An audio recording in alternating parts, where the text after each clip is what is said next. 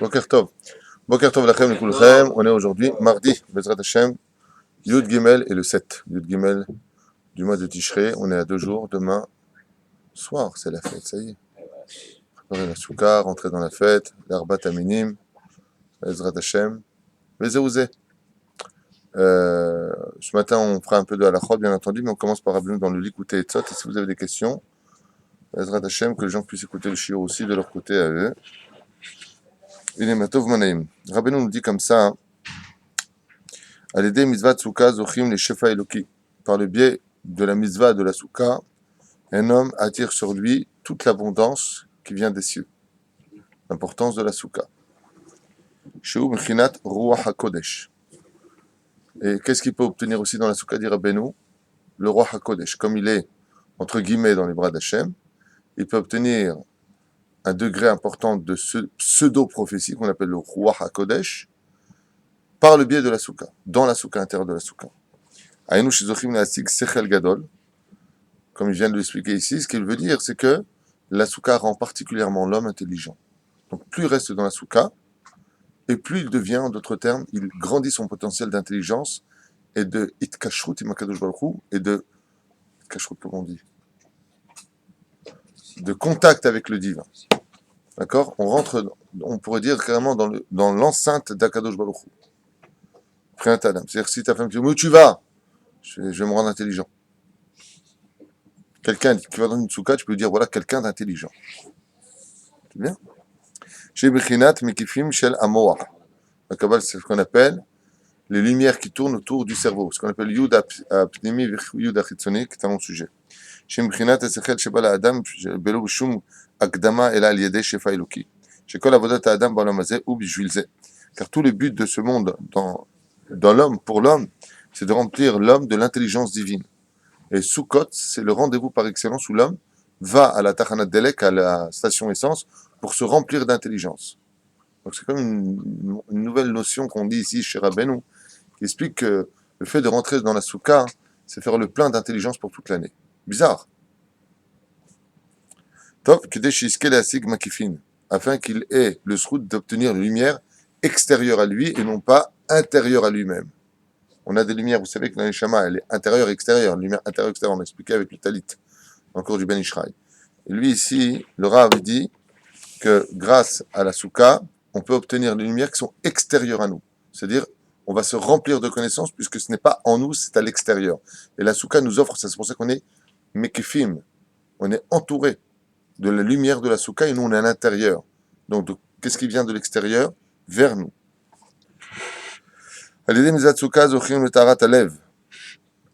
D'où tous les problèmes sortent du cœur. Si le cœur est pur, tout le reste est pur. Chez Nehemar, Lev ta'or bera li Elohim, veruach nachon chadash bikirbi. Si mon cœur est pur, veruach nachon, je peux obtenir un esprit, une intelligence, nachon. Mazé nachon en hébreu, correct. C'est cela. Ouais. Bekirbi en moi-même. Pour cela, il faut avoir un cœur pur. Et comment je peux avoir un cœur pur? Il y a l'étude de la Torah, il y a le mikveh, il travail des midot. Il dit Rabbeinu, il y a plus simple encore, on a un cadeau incommensurable. Tu rentres dans la soukha. Le fait d'avoir une soukha, ça rend le cœur de l'homme pur.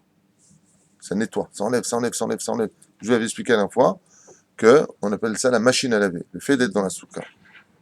Et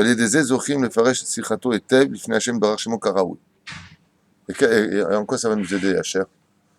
En quoi ça va nous aider d'avoir un cœur pur et de travailler tout ça?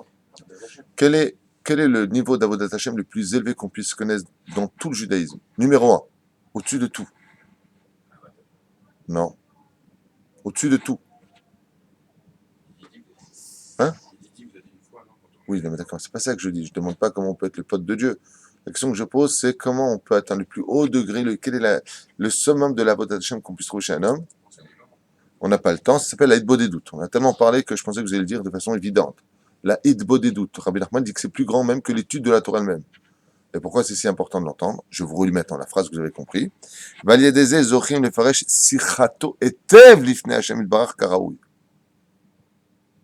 Et par le biais de la soukha, par le mérite de la soukha, quand on rentre dedans, la soukha peut faire de nous que notre discussion atteigne le summum de son potentiel pour être digne de parler avec Dieu. Vous avez compris que, je répète, Valiédézé, Zochin Lefaresh Sichato, la discussion qu'il va avoir, et Tev, mieux que bien, ouais, Lifna Hashem Karaoui, devant Dieu, Karaoui, de façon digne.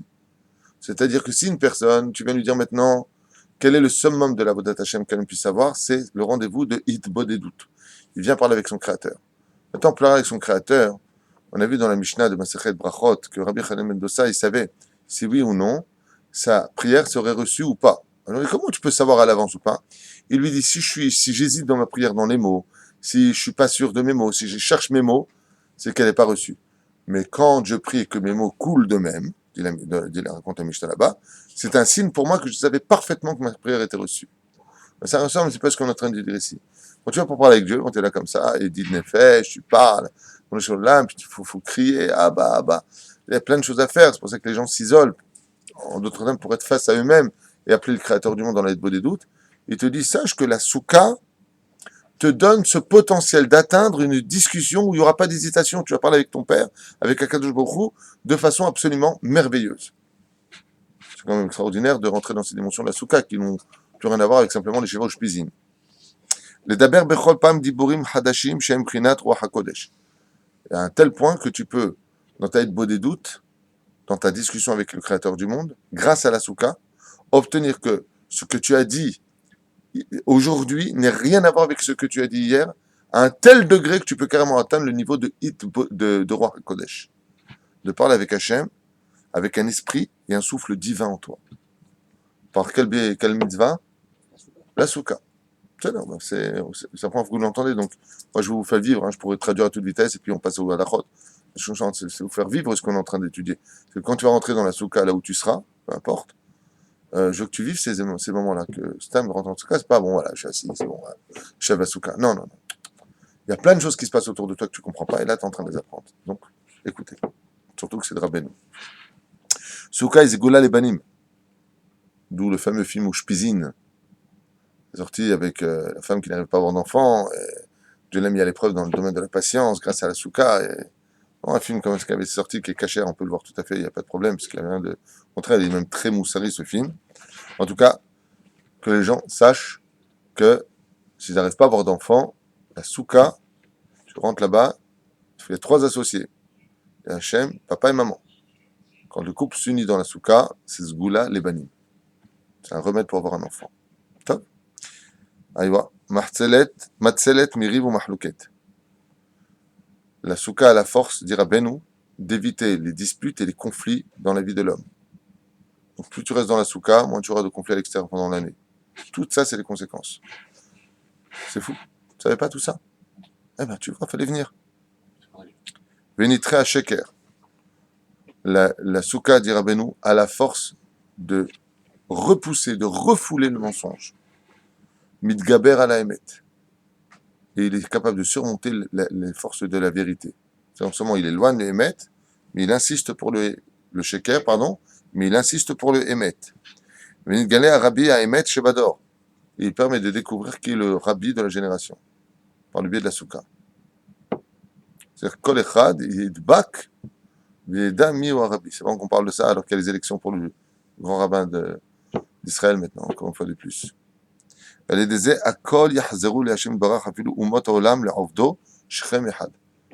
Rabbeinu va très très loin. Il dit que la souka est d'une telle grandeur et d'une telle importance dans le judaïsme, écoutez bien, hein, que ça éloigne le sheker et ça ramène le émet. Donc, par la mise de la souka, si les juifs font bien la souka comme il faut, ça peut même ramener les nations du monde à respecter les 7 lois de Noachide et de reconnaître le Dieu d'Israël par le biais de la souka. On dirait à quel point les choses sont à prendre au sérieux. Afilu umot haolam le'ovdo shechem ehad. Les nations du monde peuvent tous s'unir et reconnaître le Dieu d'Israël. Par quoi? Par le fait de la souka. Je veux dire pourquoi. Pour nous, c'est si important. Vous allez comprendre.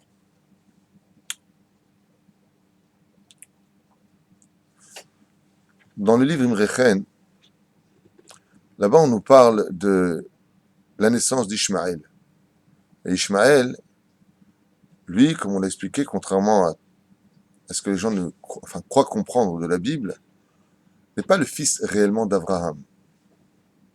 Pourtant, à la fin, dans la paracha de Toldot, on voit qu'il est réellement son fils. Alors, on ne peut pas non plus nier ce qui a marqué. Ou on veut apprendre, ou on ne veut pas apprendre. Ma réponse est simple. Si tu veux apprendre, apprends comme il faut. Ishmaël, lui, est né dans l'ambiance des 10 générations qui menaient de Noé jusqu'à Abraham, pardon. Mais Abraham ne s'appelait pas Abraham. Il s'appelait Avram l'incirconcis. Ce qui fait qu'on parle de l'homme incomplet. Quand est-ce que Abraham devient le père des Juifs? Quand il se circoncis à l'âge de 100 ans, 99 ans, 100 ans, et qu'il prend le nom de Abraham. Les Chachamim nous disent que Ishmaël, lui, est né dans une atmosphère impure. Parce que c'était l'atmosphère de dépravation du déluge et ensuite du Dor Apelaga, c'est-à-dire de Nimrod avec la tour rebelle. D'accord? Il est né dans cette atmosphère. Quand tu rentres dans une porcherie, que Dieu nous pardonne, tu ressors, ben tu sens le porc. Quand tu rentres dans une parfumerie, tu ressors, tu n'as rien touché. Tu sens le parfum. De là, les Parchanim nous ont mis en garde en disant, sache que quand tu vas dans un endroit, des fois même tu vas dans un mariage mélangé, les hommes et les femmes dansent ensemble. Mettons, toi, tu fais rien. Sache que tu pues la Avera. C'est sur toi. J'ai rien fait. Moi, j'ai donné le dos, j'ai rien fait. Tu sens le péché. Je t'aide. L'atmosphère qui est là-bas, ce que je vous dis, c'est pas de moi. C'est-à-dire que Ishmaël est né pourquoi dans cette situation? Pourquoi est-ce qu'il était rebelle? Quelque part, sans faire de louange, spécialement à Ishmaël, mais quelque part, c'est pas de sa faute. Il est né dans une ambiance catastrophique.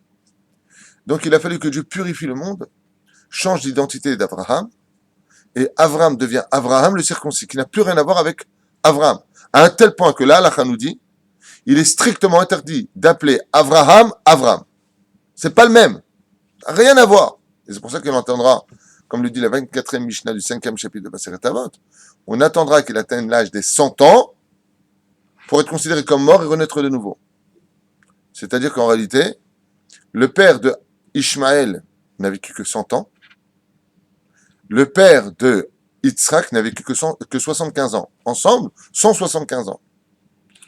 Bien entendu, si quelqu'un était là, il m'aurait dit, qui connaissait bien la Bible, il m'aurait dit, attends, ils sont morts. À la fin de la parasha de Toldot, il y a marqué, voici les enfants de Abraham. Hein, où est-ce que c'est marqué? 25e chapitre, premier verset. Là-bas, on dit, les Bnei Ketura, donc il a ses enfants. Et là-bas, on parle des enfants de Ketura, donc troisième femme qui en réalité, selon Ramban, la femme qui était Agar, ok? Et on nous dit que Ishmaël est le fils d'Abraham. Alors, comment c'est que tu es en train de me dire, pour la Kedat Israq, c'est pareil? Et là, Rachid intervient et te dit, oui, mais il faut savoir que Abraham détestait Ishmaël, il ne l'aimait pas, c'est marqué noir sur blanc, ok? Alors comment ça fait qu'après il y a marqué Et bin chet iridcha asher ahavta, que tu as aimé? Ça se contredit constamment. Rachid te dit non, là il n'avait pas fait teshuva, là il a fait teshuva. Là il ne l'aimait pas parce qu'il était sur le mauvais chemin. Quand il a fait teshuva et qu'il s'est plié aux 7 lois noachides qui le concernaient, alors Abraham l'a aimé. Regarde Rachid sur place. Mamakom, pas besoin de moi. Pas Rachid, hein, Rachid. Zéou. Zayn. La reine Bisiata d'Ishmaïa, on voit ici que l'atmosphère influence sur l'homme. L'ambiance dans laquelle aujourd'hui nous vivons ressemble exactement à celle de ce que nous parlons. Quand on est dans cette situation où l'ambiance est dangereuse à l'extérieur, il faut rentrer dans la pureté. Aujourd'hui, quand toutes ces femmes sortent dénudées, elles pullulent et elles polluent un virus d'une impureté telle qu'il suffit de sortir dehors pour oublier déjà la moitié de sa Torah. Une fois, le fils de Baba Saleh Zatzal, Rabbi Meir, Alav Shalom, Abu Hatzera, est arrivé à l'aéroport. Il a à peine mis le pied à l'aéroport qu'il s'est assis, il a eu un malaise. Il a tenu sa tête comme ça. Il n'a rien vu. Hein. Il avait le Rabbi Meir, Alav Shalom, il portait une glima sur le visage. On ne voyait pas son visage. Il portait comme ça, tout fermé. Et il marchait, il ne voyait rien. Et le monde était devant. Il a fait un malaise, il est tombé sur la chaise. Il a dit, vous voulez un verre, vous voulez quelque chose? Il lui a dit, il y a trop d'impureté dans cet aéroport. Vous voyez que ça influence le tzaddik, l'impureté. Quand vous rentrez dans la soukha, vous rentrez dans une bulle d'air pur. C'est pour ça que tout peut s'arranger dans la vie du juif, dans la soukha. Dès que vous sortez de la soukha, vous replongez dans le monde de l'impureté. Est-ce que vous avez compris ce que je suis en train de dire? On retombe très facilement dans l'impureté. Toute l'atmosphère, on la respire. Donc, on est obligé de rentrer dans cette bulle. Moi, ça me rappelle un petit peu un film quand j'étais jeune, j'ai vu un film qui m'avait surpris, j'étais jeune. Bon, après, je suis parti faire la plongée sous-marine. Et je me rappelle un film où ça, quelqu'un, il descendait sans bouteille. En réalité, c'était pas un film, c'est un documentaire. Et après, il remontait. Mais il restait très, très longtemps en bas. Pourquoi? Parce qu'il y avait une bulle d'air en bas dans une grotte, dans l'eau. Et donc, il sortait à l'intérieur. Donc, quand il arrivait là-bas, cette bulle d'air, il pouvait respirer. Et après, il replongeait dans l'eau, il n'y avait plus d'air. C'est exactement l'image de la souka pendant Soukot. À quel jour, une fois qu'on a fait tchouba sur nos fautes, on a donné un grand coup de cachère dans l'atmosphère. Ouais, mais il y a des gens peut-être qui n'ont pas, ou qui sont retournés, comme Zera Levatala, comme du Lachonara, dehors, ils ont rapporté ça. Ils disent, bon, allez prendre une bulle d'air. Le parole de l'éther. Soukot, vous voulez des Hidushi, sache une chose, c'est une bulle d'air. Les mains d'Avardomé, on a eu une première souka dans l'histoire, et c'était une grande souka. Et tout le monde est rentré dedans. De quelle souka je parle? Exactement, de l'arche de Noé. Quand Dieu a envahi le monde, par de l'eau bouillante, il a dit pourquoi tu as besoin de faire ça? Besoin d'envoyer de l'eau pour purifier la terre. Ouais. Donc qu'est-ce qu'il a fait? Lui, il est rentré dans une cabane. Cabane en forme de bateau, mais c'est une cabane. C'est la première souka de l'histoire. Alors dans ce cas-là, il va me dire, peu importe, Tzchar c'est Kenegad Ashrina, mais peu importe, je parle de l'idée à prendre. Il va me dire dans ce cas-là, alors comment on fait toute l'année?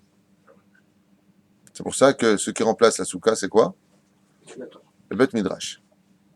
Quand il y a le Maboul dehors, rentre dans le Bet Midrash. Rentre dans la Teva. Rentre dans la souka. Zainal. C'est ça. Souka is Gula Lebanim. Martzelet Mahlouket. Martzelet Rim ou Mahlouket. Top. Tfila Bekoar Beret Israël Mizat Souka Em Bechina Achat Tluim Ze Bazé. Il y a trois choses qui sont complètement dépendantes. Alors là, ça va être dur pour ceux qui partent à Elat ou ce que ça fait avec tous ceux qui partent en route Saret. Waouh, qu'est-ce qu'il dit Rabbeinu? Il y a trois choses qui sont indissociables, dit Rabbeinu. Alors bien entendu que ceux qui vivent en route Saret, si j'écoute ce shiur-là, bien entendu qu'ils ne fassent pas leur souka. Hein. Mais Rabbeinu, il dit comme ça. Tfila Bekoach, la prière dans toute sa splendeur. Eret Israël, la terre d'Eret Israël, ou mitzvah souka, et la mitzvah de la souka, hem bechina achat hem. Donc, Tluim zebazé, elles sont toutes dépendantes, ces trois mitzvot l'une de l'autre. Ashrechem mis shezochel al dur beret Israël, et c'est pour cela que, Bezrat Hashem, même si une personne malheureusement vit encore en Chutz Laaretz, qu'elle est le srout de venir toujours faire soukot en Eretz Israël. Rabbeinu il dit, parce que moi je connais des gens qui habitent en Israël, mais ils vont en Galout pour soukot. Alors, mitzvah souka, tfila et Eretz Israël, c'est indissociable. Zé taloui bazé. C'est pour ça que je vous avais dit hier que celui qui vit dans la souka, même en France, quand il rentre dans la souka, il a le srout d'avoir sa souka. C'est comme s'il rentre sur un territoire d'Eretz Israël.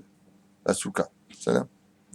טוב, כשפוגמים במצוות סוכה, על ידי זה נופלים משפע של אדם לשפע של בהמה. לא עלינו ולא עליכם.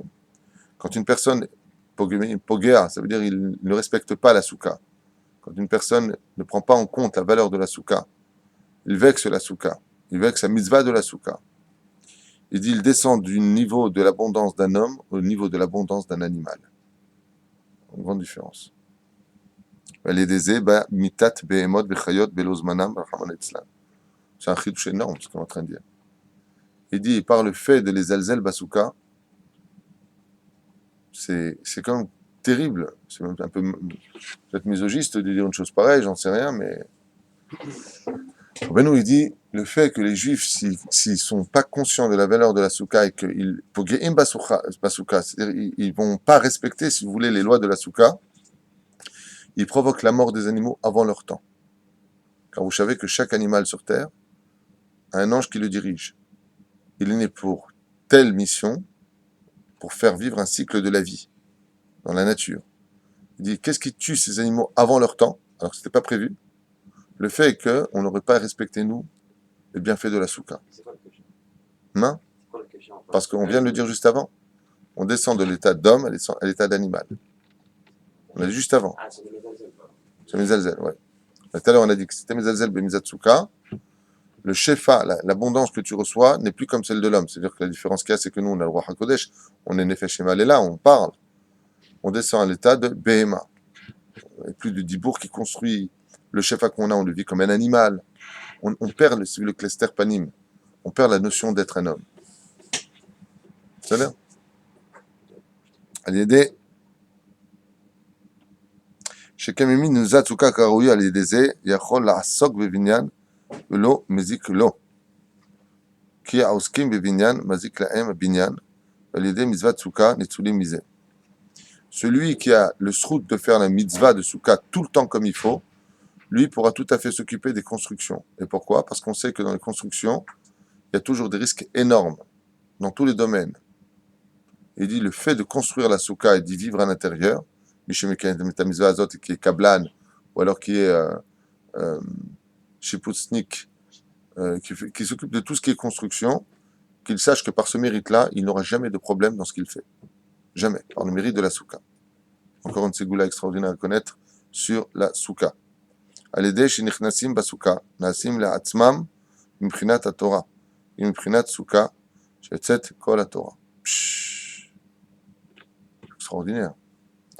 Le fait de rentrer dans une Souka, fait de l'homme qui y rentre, à lui tout seul un Sefer Torah. Un homme qui rentre dans la Souka, il devient à lui tout seul un Sefer Torah. Il est lui-même toute la Torah, Kavanah. Ki mechinat Souka yetzet kol ha-Torah. Car de la Souka est sortie toute la Torah. Ah ouais, vous pouvez vous embrasser dans la Souka. Donc on doit se lever alors quand il y a quelqu'un qui rentre. Bah pour l'accueillir déjà à la base, hein. Al-Yedei mitzvat netilat lulav beminav. Alors maintenant on quitte la Souka, on passe sur les arbat aminim qu'on a l'habitude de secouer. Al-Yedei mitzvat netilat lulav beminav, par le fait de tenir le lulav et les trois autres espèces, zoché, les galot ataat, akadosh baruch hu leda, shemlo kol haaretz kevodo, on finit par comprendre et découvrir que c'est akadosh baruch hu be'atzmo birvodo qui dirige le monde. Donc la émouna rentre en l'homme par le fait de tenir et de secouer. Cela est pourquoi l'Afka c'est arbat aminim, mais pourquoi pas d'autres? Pourquoi nous avons le lulav, les hadassim, les haravot et le hétrog? Pourquoi? Et pourquoi pas autre chose? Réponse, car comme on l'a dit tout à l'heure et en scène la Gemara, tout ce qui pousse dans ce monde est dirigé par des anges.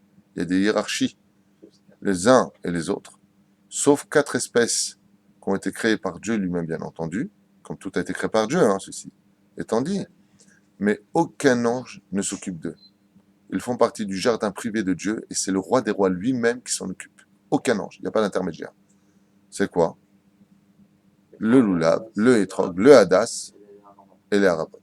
Ce sont les 4 ici présentes que le roi des rois lui-même s'occupe. Le fait de les tenir dans les mains, comme ça a été, on va dire, soigné par le créateur du monde, ça amène une telle émouna en soi, c'est incompréhensible. C'est débile, tu fais en avant, en arrière, machin. Nous, ah bah tu tiens dans la Kabbale, ça s'appelle le sceptre du roi. Dans la Kabbale, imagine le roi des rois, il a le sceptre. Avec le sceptre, on fait tout. On peut sauver la vie, on peut condamner une personne. Tu le tiens dans les mains. Je te barre, vite, allez, On devrait avoir sur le marché que des hétrogues Meuda, Aleph. Dans tous les il y a des choses bien et des choses qui sont moins bien. C'est pour que l'homme aille choisir avec la joie ce qu'il va trouver. C'est pour que l'homme aille choisir avec la joie ce qu'il aille trouver. Pour qu'il choisisse le choix de prendre mieux ou moins bien. Combien c'est ça? 80 shekels. Et celui-là? Non, celui-là c'est 500 shekels. Tu veux voir? Ouais, non, ça ne m'intéresse pas. Il a raté son épreuve. Dans l'Arbat Aminim, il ne faut pas demander le prix. Il me plaît, je le veux. C'est tout ce qu'il faut dire. 900 shekels. Ah, vous êtes des voleurs, faites du commerce. Ah. Tais-toi, pose-le, dégage. Le Gaon de Vilna dit on ne discute pas les mitzvot, mais alors celle-là tout particulièrement. Non, celle-là. Le galot a le coup du bara bechol makom. Et un homme pourra découvrir Dieu par le fait de tenir l'arbat aminim. Dans tous les endroits où il ira, il découvrira Hachem, il ressentira Dieu. Afilu bechol leshonot hagoyim. et même s'il va dans toutes les langues des goïms, par le mérite d'avoir tenu les haravot, les arbat aminim, les 4 espèces, eh bien, même là-bas, il pourra l'acquérir et Hachem. Ou l'acquérir de barach ou l'itkarev elav, filou bechol amadrigot atortonot. À un tel point que même si c'était en français, en anglais, il ne parlerait pas l'hébreu, car on sait que l'hébreu est la langue de Dieu, la Shana Kodesh. Même si une personne ne sait pas parler hébreu, par le fait de tenir l'arbat aminim, même en français qui est très pauvre en spiritualité, il trouve Hachem. Le kasher adat akadosh baruch hu letoch halev, car Dieu, par ce mérite-là, s'attache au cœur de l'homme. Et chez Elibo Birshuto, et le cœur appartient maintenant à Dieu. Quel rapport avec le cœur de l'homme, car vous savez que les arbat aminim représentent exactement. Et on a un problème avec ça. Le loulav représente quoi? Colonne vertébrale, très bien. Et le étrog, il représente quoi? Le cœur, fait. Et dans ce cas-là, les haravot, ils représentent quoi? Les lèvres. Et les hadassim, les yeux, mais on a un problème.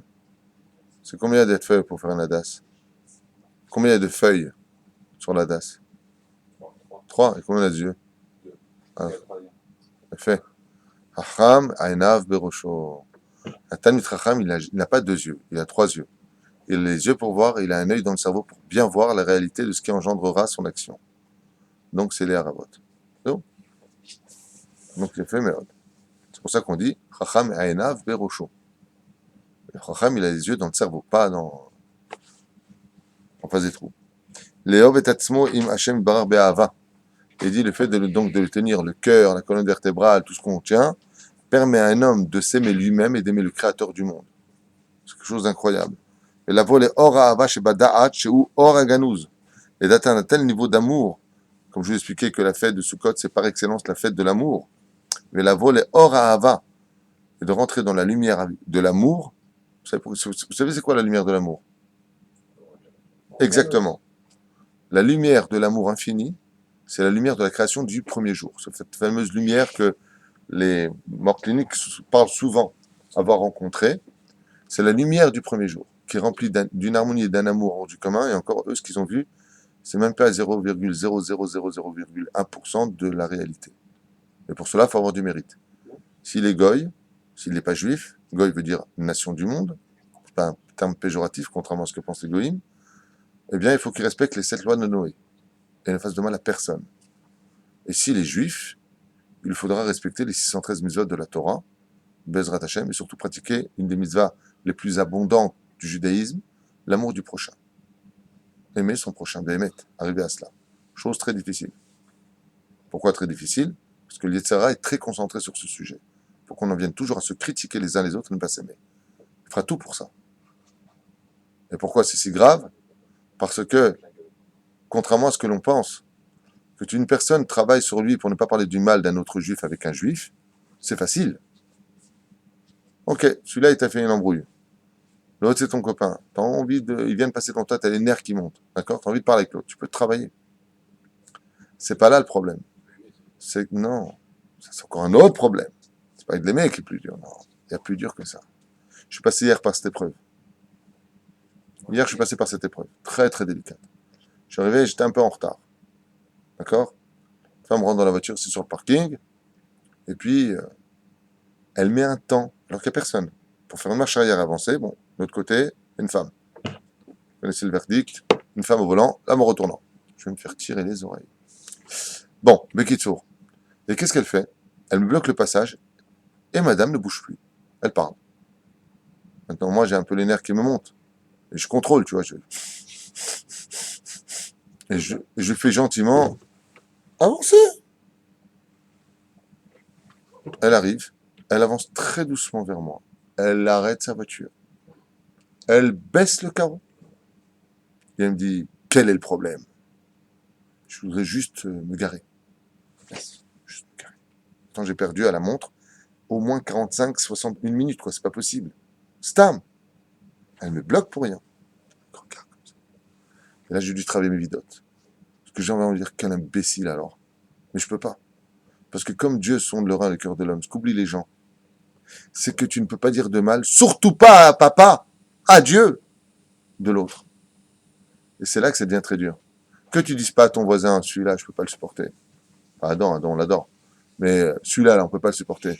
Ça, tu peux le travailler parce que bon, faut pas que je dise, c'est pas bien. Ah, hein. Mais en toi-même, tu dois pas le dire.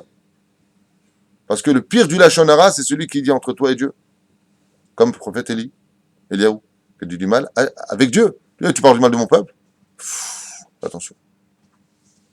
You understand? Ça, c'est très dur. Alors, il dit, le fait de tenir l'arbat aminim, la souka, zoché le or ha'ava shebadat shu or ha'ganuz rabotai. Il a le srout de rentrer. Dans le or ha'ganuz, celui qui a le srout de rentrer là-bas, il aime tout le monde. Cette lumière du premier jour est tellement forte et puissante de la création du monde qu'il ne peut jamais t'empêcher de faire quoi que ce soit d'autre que d'aimer celui qui est en face. Un peu cette lumière que l'on vit quand on va à Ouman. Pour ceux qui ont été à Ouman cette année, vous pouvez demander à n'importe quelle personne qui y était. Il y avait une telle ardoute, une telle union, un tel amour de l'un et de l'autre, que tous ceux que j'ai rencontrés m'ont dit ouvertement. Mais c'est incroyable. Si c'était une autre situation, je me serais battu 100 fois là-bas. Qu'est-ce qu'on te pousse, qu'est-ce qu'on te... Hein, et le mec qui te pousse, ça va, tu vas bien, et on danse ensemble, on se connaît pas, et on s'embrasse, et il n'y a que de l'amour. Ou toi et moi, c'est pareil. Le mât d'avoir domé. Si ma main gauche, maintenant, me met une gifle, qu'est-ce que je fais de ma main gauche? Je la coupe, je la frappe, je fais quoi? Rien. Pourquoi? Je me suis raté, je veux faire un truc, ça m'a touché, je me suis fait vraiment mal. Qu'est-ce que je fais de ma main? Ah, il m'a fait mal. Frappe-la. Et pourquoi je la frapperai pas? Parce que c'est à moi. C'est ça l'amour infini. Je peux pas t'en vouloir. T'es moi. C'est un très haut degré. La souka, ouais, il dit ouais, très très très très très haut degré. Ouais, eh bien la souka nous aide à y arriver. Les arbat aminim nous aident à y arriver. C'est le cœur. On tient dans la main gauche. T'arriver toujours à maintenir ce cap. On peut toujours relier. D'ailleurs, c'est pour ça que le hétrog se tient de la main gauche. Parce que c'est ce qui relie au cœur. C'est comme la bague. T'as remarqué que la bague, quand on se marie, la femme tend la main droite et tend l'index. Ouais. Une fois qu'elle a sa bague là, qu'est-ce qu'elle fait une fois que elle la met à gauche et elle la met où? Sur le kemitsa. D'accord. Elle la met ici sa bague. Pourquoi elle la met ici? Hein? Alors mets-le là. Pourquoi tu ne mets pas là? Nous on met bien les tuines ici. Alors je ne sais pas si c'est vrai ou faux, mais j'ai entendu d'un médecin que ici nous avons une veine dans ce doigt-là qui est reliée jusqu'au cœur. Et donc, la femme, elle met la bague sur ce doigt-là pour dire que l'infini de cette bague est relié par amour à mon cœur. C'est pour ça que toutes les femmes mariées portent la bague sur ce doigt-là. C'est relié au cœur. C'est pour ça qu'on porte le hétrog, qui représente le cœur, sur la main gauche. Et après, on l'unit aux autres, Bezrat Hashem, dans l'amour. D'où l'Arbat Aminim. Car l'Arbat Aminim représente aussi 4 caractéristiques d'enfants, comme vous le savez. Il y a les tzadikim gmurim, ceux qui sont irréprochables, ceux qui ont du goût et qui ont de l'odeur. C'est le hétrog. C'est le rave, en général, qui est considéré comme étant celui qui travaille le mieux ses midot. Et puis, il y a ceux qui ont du goût, mais qui n'ont pas d'odeur. Ça, c'est le loulav. D'accord? Donc, il a de la Torah, mais il n'a pas de bonnes actions, lui, par contre. Donc, il va étudier, mais il n'a pas ça. Donc, il est descendu de niveau. Puis, il y a celui qui a des bonnes actions, mais qui n'a pas de Torah, donc il n'a pas de goût, mais il a des odeurs. Ça, c'est le Hadas. Et puis, il y a le Racha, qui n'a ni goût ni odeur. Ça, c'est les Arabot. Badé Arabot. D'accord? Donc, on voit que, malgré tout, c'est quoi la représentation d'Arbat Aminim? C'est on est tous ensemble. Aguda Ahat. C'est pour ça qu'il faut absolument tenir dans sa main droite les 3 plus le hétrog et les coller ensemble. Il ne faut pas qu'ils soient séparés, il faut les coller ensemble. Bien les tenir quand tu les secoues, qu'ils soient bien l'un avec l'autre. Dans ce cas-là, une question qui se poserait. Pourquoi, dans ce cas-là, on n'attacherait pas le hétrog aux 3 autres? Tu dois les unir. Alors, unis-les, attache-les. Ouais. Non. Parce que malgré tout, la Torah a voulu montrer. Hein? Ce sont les 3 autres espèces qui ont fait l'effort de venir vers le tzaddik. Non. Dans le cas, c'est le tzaddik qui vient vers eux. Red, amchachata. Exactement. C'est que malgré l'amour, l'amour ne peut exister aussi bien dans le couple, que dans l'éducation, que dans le peuple d'Israël, que s'il est maintenu par une hiérarchie de kavod, de respect. Et si on avait attaché le Rav avec les autres, ça aurait été un manque de respect vis-à-vis du Rav. Ouais, le Rav, c'est notre copain. Un Rav, c'est pas un copain. Donc le Rav ne peut pas être attaché, puisqu'on a dit que le Etrog représentait le Rav. Comme dit le Ben Ishraï, le Ben Ishraï Kadosh nous dit, il dit un Rav de Bet Knesset ne doit jamais être assis avec le Tzibour. Il descend la valeur de sa Torah. Où est-ce qu'il doit être? En face du Tzibour. Il est là, et le Tzibour est en face. Mais il est avec eux. Il dit, il doit être en face, comme le Etrog. Comme dit Ben Ishraï. Il dit, sinon quoi? Le mec s'assoit à côté du Rav. La Halakha nous dit, ma pitom, est-ce qu'on a le droit de s'asseoir à une table d'un Rav? Il faut son autorisation. C'est un srout de s'asseoir à une table d'un Rav. T'as mis Tracham. Il faut demander. Nechol Hashevet. Ma pitom, il s'assoit avec un Maharet. Ma pitom. Un Rav, c'est la Torah, c'est le Kavod. Ouais. Ah, la reine, il doit s'unir, mais on ne peut pas l'attacher avec. Pour enseigner, comme tu l'as dit, les notions de respect, car l'amour ne peut exister que quand le respect l'accompagne. L'amour sans respect mène à la déchéance morale. Peace and love, les joints, je t'adore, je t'aime. Et puis on a vu ce que ça a donné par la suite. Libération, émancipation, et aujourd'hui, homosexualité à tout va, et au nom de l'amour. L'amour est très dangereux si elle est libérée. Un amour doit être tout le temps contrôlé. Par quoi? Par le respect, par la façon de parler, par la façon d'être. Sinon, cet amour peut exploser. Au nom de l'amour, il y a eu beaucoup de gens qui ont perdu leur vie. Au nom de l'amour, il y a eu beaucoup de gens qui se sont perdus. Faites attention. Comme la juive qui est amoureuse d'un non-juif, ou le contraire, au nom de l'amour. Faites très attention. Sinon, ça devient les feux de l'amour. Concernant les trogues, il y a un sens dans lequel on le tient aussi. Tout se tient, Bilshon, Gidulo, pas simplement les trogues, tout. L'herbat minime, de là où il pousse, là où il a été pris, tu le tiens vers toi, contre le ventre. D'accord? Et la façon dont il pousse vers l'avant. Concernant les trogues, Pareil, sauf pour la bracha. Quand on tient l'herbat minime, si on les tient directement, on est déjà dans l'action. Ouais. Donc on retourne le etrog, on dit la bracha et après on le remet droit, puisqu'il n'était pas dans sa position prévue, ni prescrite. les trogues, à l'état naturel, il est quoi? C'est un fruit qui pend, un arbre? Ouais. Il pend, donc Ouais. quand il pend. Par son poids, il est fait pendre. Ouais. D'accord, par son poids, il fait pendre. Ouais, il pend. Et alors, qu'est-ce que tu veux maintenant? Donc, dans sa position naturelle, c'est la partie pointue qui est vers l'eau toujours? Non. C'est l'inverse? Al-Yedé Abichia, Bochim Bayamim Loraim, les trogues. Comment on fait pour avoir, juste un instant, comment on fait avoir, allô, Rabbi nous dit, comment on fait pour avoir un bel étrog? Il y a plusieurs ségoulottes pour cela. Comment on fait pour avoir le srout d'avoir un très bel étrog? Petit 1, le jour de Toubishvat, il prie à ce moment-là pour avoir un bel étrog à Sukkot, ou alors il pleure énormément pour avoir un bel étrog pendant les 10 jours de Teshuvah. On ne peut pas savoir à quel point il y a lieu d'être samer quand on trouve un très bel étrog sans défaut.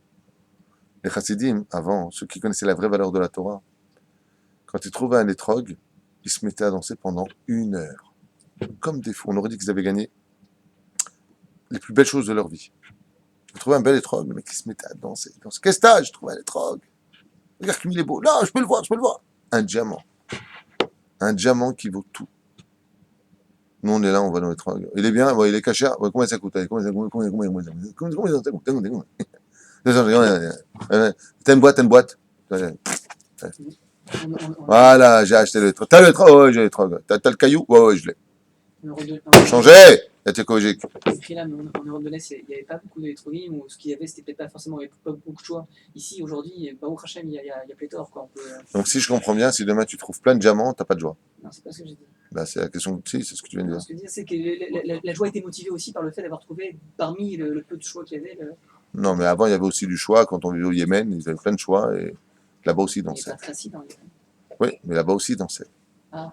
Ah ah. 1-0 là-bas au centre. Plus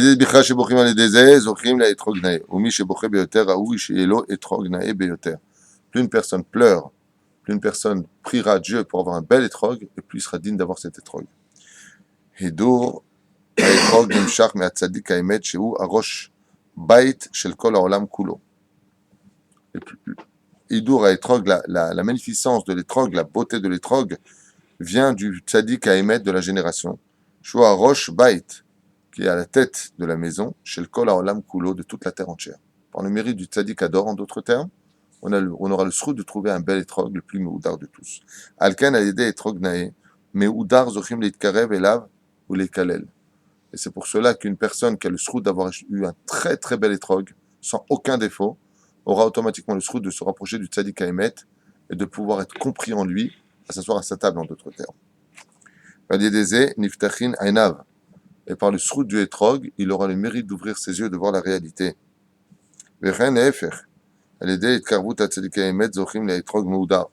y en a qui disent le contraire, comme il dit ici, c'est-à-dire que le fait d'aller chez le tzaddik Emet, donc celui qui est parti à Ouman, en d'autres termes, ou sur la tombe d'un grand tzaddik aussi, je ne suis pas là pour dire qu'il est le plus grand de tous, eh bien il peut avoir le mérite d'avoir un très très très bel étrog. Moi je vous dis la vérité, j'ai eu le sroud de trouver un étrog comme jamais j'ai trouvé de ma vie pour cette année. Jamais. Un étrog aussi beau que ça, j'avais jamais eu. Mais j'ai jamais autant envoyé de monde à Ouman que cette année. J'ai envoyé énormément de monde à Ouman. Et je me demandais si Rabbeinu allait être content de cela. J'ai eu ma réponse. Quand j'ai eu l'étrog que j'ai trouvé, je dis waouh, ça c'est une réponse. Ce qui est marqué ici, celui qui envoie, celui qui va voir le tzaddik Emet, moi j'ai pas pu y aller par rapport à mes responsabilités ici qui sont énormes. Donc j'ai pas pu y aller, mais j'ai envoyé un maximum. J'ai envoyé mon fils, ce que j'ai pu, des amis. Ok, misvat à etrog et kara hashuva meod bishlemut. Car la misva du etrog est d'une importance telle qu'il faut l'accomplir dans toute sa complétude. J'ai bientôt fini, je vous donne la parole. On a encore le temps. Une personne se doit de demander, de poursuivre et de demander tout le temps le meilleur etrog. Et dans cette beauté doute, un homme se doit demander pendant Kippour et Rosh Hashanah de pleurer de tout son cœur que Dieu lui donne le sroud d'avoir un très bel etrog. Car il faut savoir que la beauté du etrog d'en posséder un est bien au-dessus de toute compréhension humaine. Le fait d'avoir un etrog qui soit extrêmement méoudar, Rabbeinu il dit, tu ne pourras jamais comprendre la valeur des choses. Aucun trésor dans ce monde ne peut se comparer à l'équivalence d'avoir un etrog méoudar. Aucun. C'est pas un diamant qu'on tient, le diamant c'est comme un caillou à côté du etrog. C'est bien au-dessus de toute notion humaine, ce que ça fait dans les cieux. Et on ne pourra jamais comprendre avec notre cerveau et notre compréhension à nous la kedusha incommensurable du etrog, des Arbat Aminim bien sûr, mais là on parle du etrog. Amen. Car la mitzvah de pouvoir, Bezrat Hashem, posséder un bel etrog, ramène la Géoula et le Bet Amikdash dans les plus brefs délais. D'où l'importance on ne peut pas comprendre de quoi est-ce qu'on parle. Quel rapport avec la Géoula, le fait de Bet Amikdash, et tout ça, c'est dans la poursuite de celui qui a le sroud de posséder un etrog d'une beauté hors du commun. Zéro. Je m'arrête là. Qu'est-ce qu'il y a?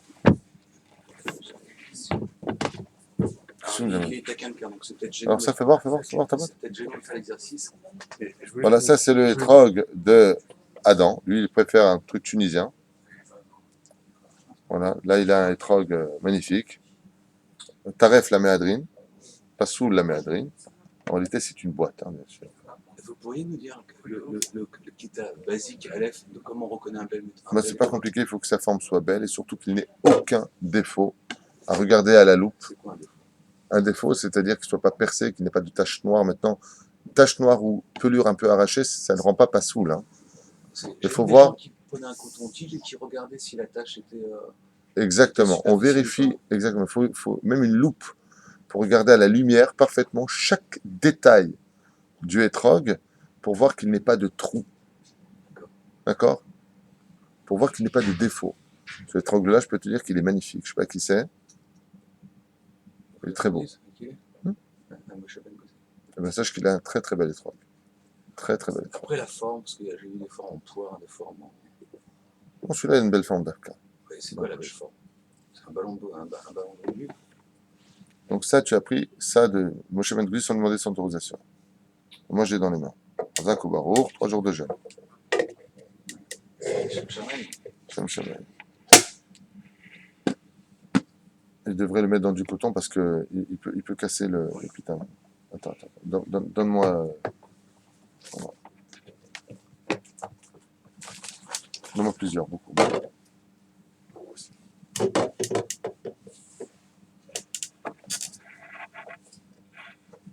Voilà. Ainsi donc, tu peux le remettre à sa place.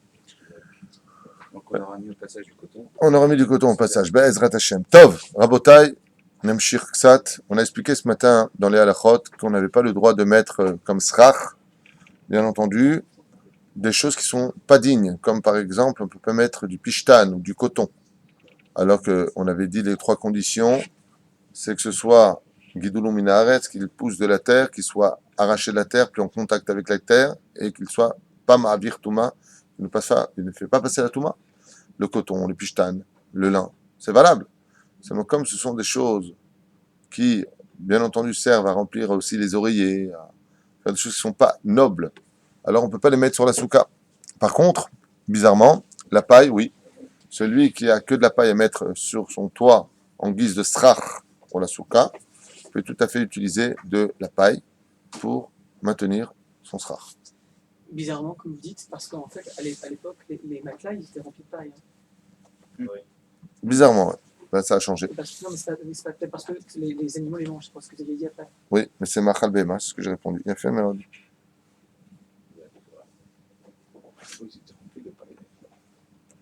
Zéou, je vous écoute pour vos questions. Il n'y avait pas un. Lors d'un cours que j'avais écouté il y a longtemps, vous avez parlé du sens du lulav qui était la colonne vertébrale, mais j'ai entendu dire que ça représentait aussi la brite. J'ai pas compris. La signification du lulav, quel membre il représentait, il me semble de mémoire que ça représentait la brite plutôt que la colonne vertébrale. De quoi? Le lulav. Non, parce que vous confondez tout. Très bonne question, c'est pour ça qu'il faut venir au cours. Lui, il dit le loulav, ça représente la brite. Non, pas vraiment. Pas vraiment. Je vais vous expliquer pourquoi. C'est lui qui me fait. Sinon, on a deux étoiles, ça tue. Pas du vrai. Deux être. Je fais des jeux de mots. Tov, je vois que c'est pas une discussion pour nous. Très bien. Tachemch. Yalla. Quel rapport avec Sfirat Abrit et le Lulav? Il a raison, il a tort. Je vais expliquer clairement. Les Sheva ou Shpizin sont compris dans les Arbat Aminim. Le Etrog représente le roi David. Le Lulav représente Yosef Hatzadik. Les Harabot représentent Moshe et Aaron. Et les Hadassim représentent Abraham, Yitzhak et Yaakov. C'est pour ça qu'il y en a 3. Maintenant, Yosef Hatzadik, lui, il représente quoi? La Brite. Et il représente quoi dans l'Arbat Aminim? Le Lulav. C'est pas que le Lulav représente la Brite. C'est que le personnage qui représente le Lulav est le gardien de la Brit Mila. C'est dans ce sens qu'il y a un rapport, si tu le veux, entre le Lulav et la Brit Mila. C'est bien? Il a fait mode. Ainsi donc, tu as eu ta réponse. Et Asher s'est enfin calmé de sa crise de rire. Adam, question. Non, ma question, je voulais poser.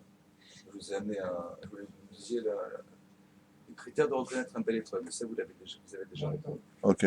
Il y a un minhag qui est minhag ashkenaz, qui par certains rabbinim séfarades est expliqué comme étant simplement un simple minhag. Or, j'ai entendu d'autres rabbinim ashkenaz dire que ça avait un sens très important, c'est le petit mouvement de vibration du bout du lave, quand il secoue les... Ouais, alors, c'est quoi la question? La question de savoir est-ce qu'on pourrait avoir un peu plus d'explications sur ça? Est-ce que, si ça a tant d'importance, pourquoi nous, séfaradim, on ne le fait pas? Voilà.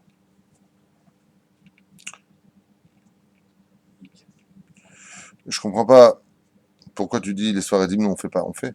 Non, mais il y a une petite vibration au bout du... Ah, les Ashkenazim, tu veux dire, ils le tiennent même un peu à l'envers. Alors, on a marqué comme ça, hein, que en réalité, le loulav est comme une épée devant les yeux du Yetzer Hara. Voilà. Ce qui fait que le fait de secouer le loulav, c'est comme si qu'on aveuglait. Tu connais Zoro? Tu connais ça? Ah ben, c'est pareil. Quand on prend le loulav, le fait de le secouer, 1, 2, 3, tac, tac, là-bas, donc on fait tous les signes qu'on a l'habitude de faire, eh bien, on blesse le Yetzer Hara, on affaiblit le Yetzer Hara par le mérite de. Ce qui fait que ça fait un petit peu une sorte d'épée que l'on doit secouer avec des cavanotes très précises et très importantes. Et les Chachamim nous disent que c'est comme si que ça aveuglait les yeux du Yetzer Hara qui a 613 yeux. Donc tu les secoues. C'est un des pérouches qui est donné. On fait comme ça. 1, 2, 3, 1, 2, 3, 1, 2, 3, d'accord? Si c'est, normalement, c'est tout le temps tout droit. 1, 2, 3. Maud.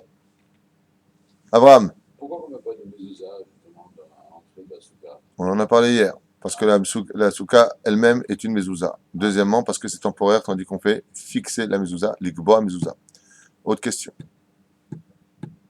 Pas de question. Alors je vous laisse. Shelachem Yom Tov et Sameach.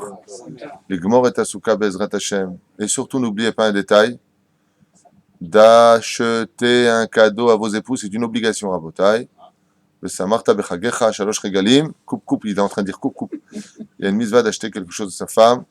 Moi, je vais offrir un balai blanc, tout blanc, magnifique à ma femme, magnifique, blanc, hein, mais c'est en promotion, elle le sait pas, avec la pelle qui va avec. Ça s'enclenche l'un dans l'autre. Abotai, n'oubliez pas d'acheter un cadeau aux femmes, les Shalosh Regalim, Madame Ikne, un petit diamant, une chaîne, une petite khulsa, une petite jupe, une petite fleur, non, un cadeau, le mettre. Il y a marqué que pour sa femme, un homme, il doit dépenser même au-delà de ses moyens. Il ne fait pas des bêtises, hein. Hacher me dit, ce ne sera pas difficile. Mais plus un homme gâte sa femme, plus Dieu le gâte. Amen. Bien sûr, même si bien entendu, de l'autre côté, pas qu'il fasse des folies. C'est très important d'entrer quelque chose vraiment de beau pour sa femme. Sa mère, Rota, lui donner de la joie. Pourquoi? Parce que la femme, c'est le mazal de l'homme. Plus ta femme est heureuse avec toi, et plus ton mazal, il monte. C'est pour ça qu'une femme qui est mariée avec un mari qui a du mal à s'en sortir, au lieu de se plaindre en lui disant, ouais, tu fais hein, elle ferait mieux de comprendre que c'est le mazal. Donne de la joie à ton mari. Montre que toi, tu es heureuse et que son mazal montera. On coupe toujours? Non, c'est très bien, c'est très bien. Très bien, très bien. Hein. Profiteur. Comme tout.